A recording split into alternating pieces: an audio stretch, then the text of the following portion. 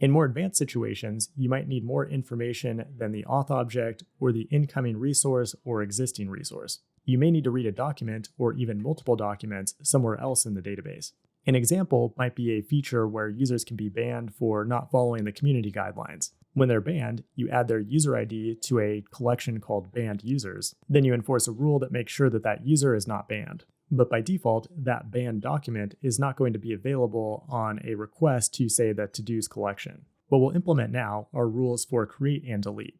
A user should only be able to create an item if they have created a profile on the site in their user document. Furthermore, if they want to delete an item, they need to be an admin user. The only way to implement a rule like this is to read the user document, which is in a completely different database location. So the question becomes, how do we do that? The rules environment provides two main functions to make this happen: exists and get. They both take as their argument a path to somewhere else in the database. Exists will simply tell you whether or not that document is already existing in the database, while get will return the full document payload, so you can check additional fields on that document, like whether or not the user is an admin. Now keep in mind, when you implement these functions, they will execute a read to the database, and that means that you'll be billed for that read. So it's generally recommended to use these as sparingly as possible and try to short circuit them in your conditions. In other words, make sure to check that the user is logged in first before running the get function to prevent unnecessary or arbitrary reads. It's also worth noting that there's an exist after and get after function as well. These functions are used when you have atomic operations that update multiple documents at the same time. I have a full example of these functions in use on Fireship.io for rate limiting. Check that out if you want to learn more about why get after is important. For create, the first thing we want to do is make sure the user is logged in by checking if the auth UID does not equal null. Again, the reason you do this first is because it will short circuit the rule if the user is not logged in. Because if you just use get by itself, it will execute the document read even if the user is not logged in, which will likely cost you a bunch of money that you don't have to spend.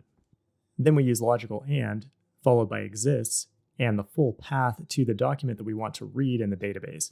The full path makes this code pretty hard to read, but if you go to the end, you'll notice it's pointing to our user's collection, and then we can interpolate a value using the $ with parentheses. And the value we want to interpolate here is the request auth user ID.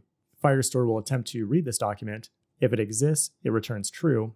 If it doesn't exist, it returns false. If it's false, it means the user doesn't have a profile yet, in which case they cannot create a to-do item. But what if we want to read one or more fields on the document itself, like whether or not the user is an admin?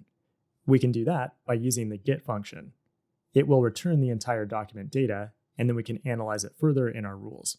It works the same way and takes the full path to the database location as its argument.